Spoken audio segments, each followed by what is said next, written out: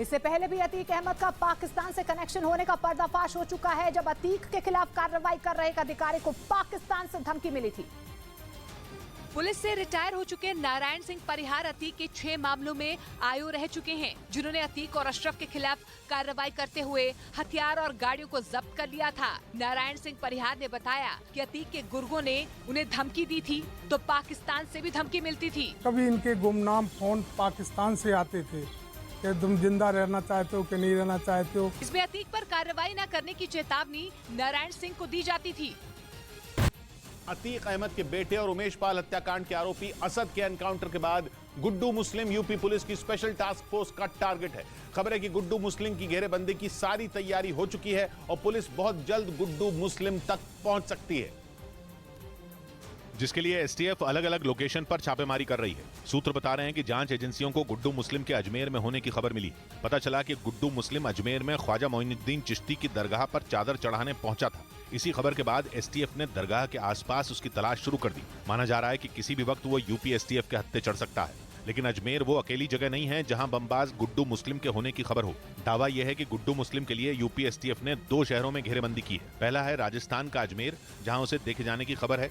दूसरा शहर है यूपी का मेरठ। यूं तो दोनों शहरों में 500 किलोमीटर से ज्यादा का फासला है, लेकिन अनुमान ये लगाया जा रहा है कि अगर गुड्डू मुस्लिम अजमेर में ना हुआ तो उसका ठिकाना जरूर मेरठ में हो सकता है, क्योंकि मेरठ में एक ऐसी जगह है जहां उमेश पाल हत्याकांड के बाद गुड्डू मुस्लिम पहले भी छिप चुका है। मेरठ में अतीक अहमद के बहनोई डॉक्टर अखलाक का घर है, जहां से गुड्डू मुस्लिम को पहले भी मदद मिल चुकी है और यहां तक कि पुलिस को उसकी सीसीटीवी फुटेज भी मिली थी। गुड्डू मुस्लिम और डॉक्टर अखलाक इस जांच के अहम पड़ाव रहे। सीसीटीवी फुटेज में केवल गुड्डू मुस्लिम और डॉक्टर अखलाक ही दिखे थे। दोनों इत्मीनान से गले मिलते दिखे थे। ये वीडियो तब का है जब पूरे उत्तर प्रदेश में गुड्डू मुस्लिम और असद की तलाश हो रही थी और पूरे देश के मीडिया में इन दोनों की तस्वीरें वायरल थी। लेकिन खबर है कि डॉक्टर अखलाक ने न सिर्फ छिपने में गुड्डू की मदद की, बल्कि उसे 50,000 रुपए भी दिए थे। इससे भी बड़ी बात यह कि उस वक्त तक गुड्डू मुस्लिम और असद के एक साथ मेरठ में ही छिपे होने की खबर थी। लेकिन ना तो उस वक्त पुलिस को असद मिला और ना ही गुड्डू मुस्लिम। खबर यह भी है कि मेरठ में डॉक्टर अखलाक के घर पर हुए पड़ाव के बाद ही गुड्डू मुस्लिम और असद की राहें अलग हो गई थी। यानी उस वक्त तक दोनों एक साथ ही छुप रहे थे, लेकिन मेरठ से निकलने के बाद गुड्डू अजमेर पहुंच गया और असद आगरा पहुंच गया।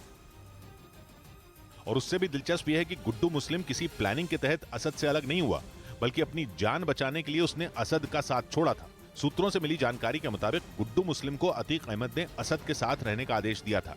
इसकी वजह यह कि ऐसा बताया जाता है कि असद को शराब की लत थी और असद का परिवार यह चाहता था कि असद के साथ कोई उसकी मदद करने के लिए हमेशा मौजूद हो। लेकिन मेरठ में हुई कुछ घटनाओं के बाद गुड्डू मुस्लिम का दिमाग घूम गया। उसे ये समझ में आ गया कि असद के चक्कर में वो भी मारा जाएगा। इसीलिए वो असद को छोड़कर चला गया और अतीक के परिवार ने गुलाम को असद के साथ रहने की जिम्मेदारी दे दी। जिसके बाद असद और गुलाम दोनों एक साथ पुलिस का शिकार हुए। लेकिन गुड्डू मुस्लिम की तलाश पुलिस को अब तक है। गुड्डू मुस्लिम, असद और गुलाम, ये 3 ही लोग थे जो उमेश पाल की हत्या वाले सीसीटीवी वीडियो में दिख रहे थे, जिनमें असद और गुलाम की मौत के बाद अब केवल गुड्डू मुस्लिम बाकी है। इसीलिए पुलिस जल्द से जल्द गुड्डू मुस्लिम तक पहुंचना चाहती है। ऐसा माना जाता है कि उमेश पाल की हत्या के वीडियो में जो बम फेंकता दिखाई दिया था वो गुड्डू मुस्लिम ही था। उसे बम बनाने का, चलती बाइक पर बम बांधने का और सटीक जगहों पर बम फेंकने का माहिर माना जाता है।